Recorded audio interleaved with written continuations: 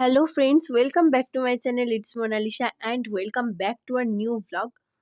দুর্গাপুজো, কালীপুজো সবকিছুই তো শেষ, কিন্তু এখনও কিন্তু একটা পুজো বাকি আছে, আর সেটা হচ্ছে মা জগদ্ধাত্রীর পুজো। আর আমরা কিন্তু যাচ্ছি বর্ধমান, মানে বর্ধমান ডিস্ট্রিক্টে কান্দ্রা গ্রামে। তো সেখানে কিন্তু আমার মায়ের মামার বাড়ি, হ্যাঁ আমার মায়ের মামার বাড়ি। আর সেখানে কিন্তু একদম বাড়ির পুজো হয় জগদ্ধাত্রী, আর সেখানে আমরা কিন্তু যাচ্ছি। দেখো আমি তো সকাল সকাল রেডি হয়ে গেছি, মা বাবাও কিন্তু রেডি হয়ে গেছে, আর আমরা এখন টোটো ধরে যাচ্ছি খাগড়াঘাট স্টেশন। কারণ ওইখান থেকেই কিন্তু আমরা গঙ্গাটিকুড়ি পর্যন্ত যাব, আর তারপরে সেখান থেকে আবার টোটো ধরে যাব। যাওয়ার পথে দেখো মা কিন্তু একটু মালা নিয়ে নিচ্ছে ভগবানের জন্য। এই তো পৌঁছে গেছি খাগড়াঘাট স্টেশন, আর ট্রেনেও উঠে পড়েছি। আমার তো ভীষণ পরিমাণে বোরিং লাগছে, আর মা দেখো কিভাবে গল্প করছে সব ট্রেনের যাত্রীদের সঙ্গে। ট্রেন থেকে দেখো আমরা কিন্তু নেমে পড়েছি। এখন আমরা টোটো করে ডিরেক্ট যাব। দেখো বাসে করেও যাওয়া যায়, তবে বাস থেকে নেমে কিন্তু সেই আবার টোটোতেই উঠতে হবে। সেই জন্য আমরা এখন টোটোতেই যাব। আর দেখো আমি সানগ্লাস পরে নিয়েছি, কারণ ভীষণ রোদ উঠে গেছে সকাল সকাল। আর এই তো পৌঁছে গেছি, চলো আগে ফ্রেশ হয়ে নিই, তারপর ভালোভাবে দেখাচ্ছি। বাড়িতে ঢুকতেই আমার যেটা সবার ফার্স্ট চোখে পড়লো সেটা হচ্ছে কত বড় গোপু। আর আমি এখানে স্নান করে এখন থালাটা সাজিয়ে নিচ্ছি, আসলে মা পুজো দেবে তো। আর এই যে এই মালাটাই কিন্তু তখন দাঁড়িয়ে কিনে নিয়েছিলাম। পুজোর জোগাড়টা মন্দিরের দিকে দিয়ে এসে আমি কিন্তু রেডি হয়ে নিয়েছি। আসলে সকালবেলা তো, ওই জন্য একটু সিম্পলি সেজেছি। বললাম না একটু পর ভালোভাবে দেখাচ্ছি। মাকে দেখো কত সুন্দর লাগছে না? আসলে ওই জায়গাটা অনেক ভিড় ছিল তো, এখন ফাঁকা হয়ে গেছে, আর এখন আরতিও কিন্তু শুরু হয়ে গেছে। আসলে এখানে ৩ বার পুজো হয়, তাও আবার একই দিনে। সকালের পুজোটা হয় সপ্তমী, তারপরে হয় অষ্টমী, আর বিকেলে নবমী। এখন বিকেল, তাই আমি কিন্তু রেডি হয়ে নিয়েছি, আর জামাটাও পরে নিচ্ছি। বিকেলের পুজো কিন্তু শুরু হয়ে গেছে, আর আমরা কিন্তু লেট করে ফেলেছি। দেখো অনেকটাই কিন্তু বিকেল হয়ে গেছে, মানে সন্ধে হয়ে গেছে বিকেল গড়িয়ে। নবমী পুজোতে কিন্তু একটু স্পেশাল করা হয়, মানে এখানে কিন্তু লুচি, তারপরে আরও অনেক কিছু ভোগ দেওয়া হয়, ৫ রকম ভাজা ভোগ দেওয়া হয়, যেগুলো কিন্তু সকালে দেওয়া হয় না, সকালে ফল দিয়েই পুজো দেওয়া হয়। আমি কিন্তু এর আগেও এখানে এসেছি, এবং একবার না অনেক ২-৩ বার তো এসেইছি, তারও বেশি হবে। তখন কিন্তু আমি ভিডিও করতাম না, ইউটিউব করতাম না, সেই কারণে ভিডিও করিনি। তবে আমার ফেসবুক ফিড যদি তোমরা একটু স্ক্রল করো তাহলে কিন্তু খুঁজে পাবে। আর এই দেখো এখানে কিন্তু এখন যজ্ঞ শুরু হয়ে গেছে, আর যজ্ঞের আগুনটা দেখো কতদূর পর্যন্ত উঠেছিল। আর এই হচ্ছে মেন যেটা, আরতি। বেশি কথা বলবো না, আরতির সাউন্ডটা দিয়ে দিলাম, তোমরা দেখো।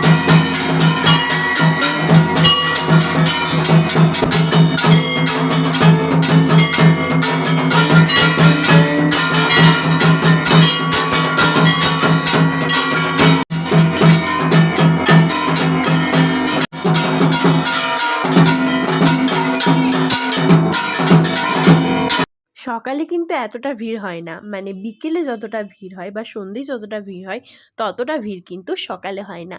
এই যে বলেছিলাম লুচি ভোগ দিয়েছে, লুচি আর মিহিদানা খাচ্ছি আমরা এখন, প্রসাদ। এখানে কিন্তু অনেকজনেরই ইনভিটেশন ছিল, মানে প্রসাদ খাওয়ার। তো খিচুড়ি ছিল, তার সাথে পাঁচ তরকারি, আরও অনেক কিছু টক টক ছিল। এখন কিন্তু প্রায় রাত ১০টা বেজে গেছে, আর আমি খুব টায়ার্ড হয়ে পড়েছি। আর দেখো আমি খেয়ে নিয়ে এখন রেডি হয়ে গেছি, ঘুমোবো।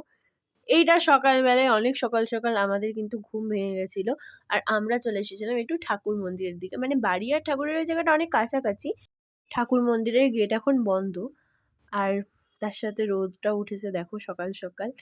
এরপর আমি কিন্তু এখন স্নান করে নিয়েছি, আর পরবো এখন আলতা। মানে পরা হয়ে গেছে আলতা, কেমন লাগছে একটু জানিও তো আলতাটা। আজ একটাই পুজো হবে, সেটা হচ্ছে দশমী, আর তারপরেই কিন্তু হবে ঘট বিসর্জন। তো সেই কারণে আমি একটু রেডি হয়ে নিয়েছি, আর মাকেও কিন্তু আমি রেডি করে দিচ্ছিলাম। রেডি হতে হতে এবং রেডি করতে করতে কিন্তু আমাদের অনেক টাইম লেগে গেছিল, আর ওখানে কিন্তু আরতি শুরু হয়ে গেছে।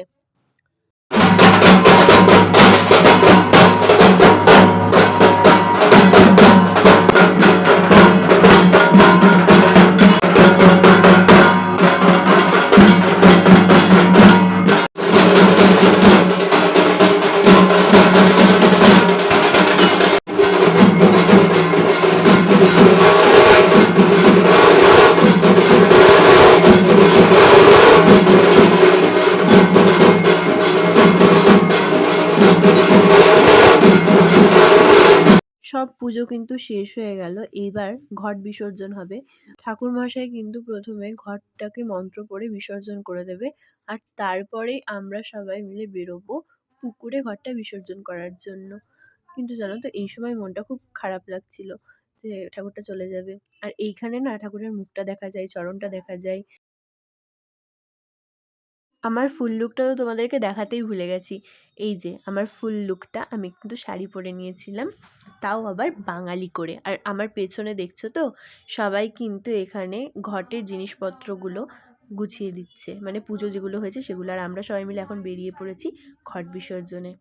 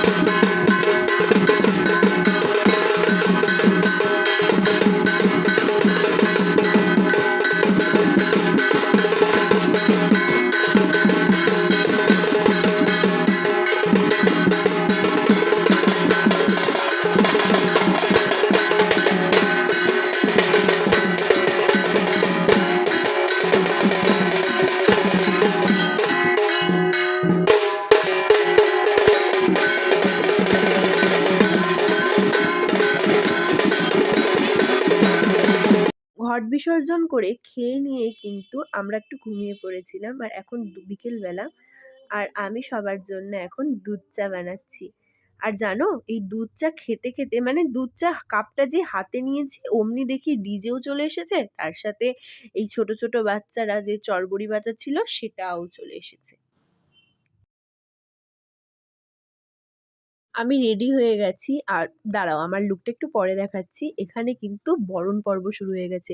মানে এই যে বড় দিদা, ছোট দিদা সবাই কিন্তু মাকে বরণ করে নিচ্ছে। আর এই বছরের মতন কিন্তু এই বরণটা শেষ। বেশ কটা বছর আমরা কিন্তু এখানে আসা স্কিপ করেছিলাম। তার কারণ হচ্ছে আমার এইচএস ছিল। মা এক জায়গায় জব করে। মায়ের সেখানে একটু প্রবলেম ছিল ছুটি মানে পাওয়াটা। তো এইবার কিন্তু একদম আমরা ছুটি পেয়েছি আর চলে এসেছি। ভগবানের কাছে প্রে করো যেন প্রতিবার এরকম ছুটি পাই আর চলে যেতে পারি। দেখো ঠাকুর কিন্তু উঠে পড়েছে গাড়িতে। আর এই জায়গাটা দেখেছো কতটা ফাঁকা, ফাঁকা লাগছে? এই গ্রামগুলো এত সুন্দর কেন লাগে বলো তো? কারণ এখানে না মাটির বাড়িগুলো দেখতে পাওয়া যায়। এই দেখো, সেই মাটির বাড়ি, কি সুন্দর ওপরে খড়ের ছাদ। আর আমি এইখানে তো ছটফট করছি যে আমি কখন নাচবো। আসলে দুর্গাপুজোতে তো নাচতেই পারিনি এইবার। তো এইজন্যই ভাবছিলাম যে কখন একটু নাচতে পারবো। আর দেখো এখানে কিন্তু এখন ঠাকুর একটা পাস হচ্ছে। এই পুজোটা কিন্তু পাশের পাড়াতেই হয়। এই গ্রামটায় মোট ৩টে মতো পুজো হয়। তো আমরা কিন্তু প্রতিবার ওইখানটা দেখতে যাই। আর এইবার কিন্তু আমরা যেতে পারিনি। এই যে এবার বেরিয়ে পড়েছি আর ভীষণ পরিমাণে নাচানাচি কিন্তু শুরু করে ফেলেছি, যেটার ওয়েট এতক্ষণ ধরে করছিলাম। সবকিছু তো ঠিকঠাকই চলছিল, কিন্তু সমস্যাটা কোথায় বলো দেখি? এই যে ঠাকুর ঠিক বিসর্জনের কাছে আসতেই ডিজে সহ জেনারেটর গোটাটা খারাপ হয়ে গেল এবং তাদেরকে কিন্তু ছেড়ে দিতে হলো। এবং ঠাকুর কিন্তু নর্মাল লাইট বলো বা দোকানের লাইট এইগুলোতেই যাচ্ছিল। দেখো কতটা পরিমাণে অন্ধকার। আর ঠাকুর বিসর্জনও কিন্তু এই অন্ধকারের মধ্যেই আমাদেরকে করতে হবে, জেনারেটরটা যেহেতু খারাপ হয়ে গেছে। তাই আমরা সবাই মিলে একটু ফ্ল্যাশ অন করছিলাম ফোনের। আর এইভাবেই কিন্তু ঠাকুর চলে যাচ্ছিল। প্রায় অনেকটা রাস্তায় মোটামুটি ১৫ মিনিট মতন ঠাকুর কিন্তু অন্ধকারেই ছিল। লাস্ট পর্যন্ত এরকমটা হবে কেউই ভাবতে পারিনি। আর ছোট ছোট বাচ্চারা কিন্তু এইখানটায় সেই চড়বড়ি বলে না সেটা বাজাচ্ছিল। কত টুকু বাচ্চা, তারা যে এত ছোট বয়স থেকে যে পরিবারের পাশে দাঁড়িয়েছে এটা ভেবেই খুব ভালো লাগছে। এই যে পুকুরটা দেখছো, এই পুকুরটাই যে এখন মাকে নামানো হবে, এই পুকুরটাই কিন্তু আসলে বিসর্জন হতো না। মানে এর আগের বার থেকে শুনলাম এই পুকুরটাই হচ্ছে, মানে একটা অন্য পুকুরে হতো। তবে জানো এই পুকুরটা ভীষণ দূর, আমাদের তো পুরো পায়ে ব্যথা করছিল, আমরা বসে পড়েছিলাম পুকুরের ধারগুলোতে। আর এই দাদাটা না, দাদা না মনে হয় আমার মামা হবে, ওই দাদাটা সব ঠাকুরের গয়না গাটিগুলো খুলে ফেলছিল। ওটা ওটা ভাই দেখ, মানুষের জীবনে গ্যারান্টি নাই। হ্যাঁ না আর অচল নাই। কে বলেছে জানি না কথাটা, কিন্তু একদম ঠিক বলেছে, মানুষের জীবনে কিন্তু সত্যিই কোনো গ্যারেন্টি নেই।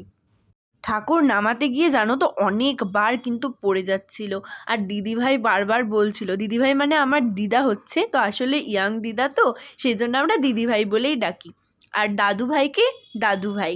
তো ঠাকুর যখন পড়ে যাচ্ছিল দিদিভাই বলছিল, এই পরের বার থেকে আর কিন্তু এত বড় ঠাকুর করবো না, আমার ভীষণ ভয় লাগছে, ভীষণ ভয় লাগছে, তাই বলছিল। কিন্তু সব কিছু সুস্থভাবেই শেষ পর্যন্ত সম্পন্ন হয়েছিল।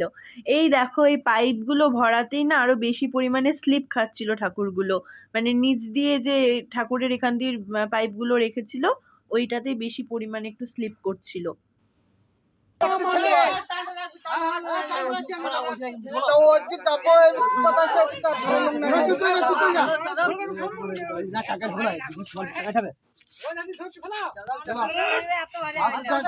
দেখেছো কত পরিমাণে অন্ধকার, সবাই ভয় পাচ্ছিল যেন কোনো বিপদ না ঘটে যায়, কিন্তু মা জগদ্ধাত্রীর কৃপায় শেষ পর্যন্ত কোনো বিপদ হয়নি।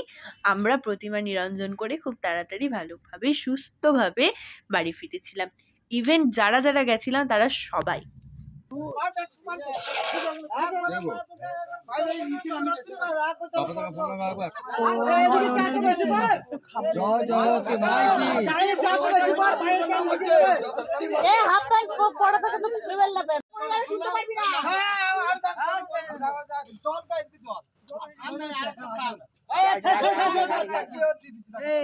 মাকে এদিকে ঘুরালো না, মা আবার উল্টো দিকে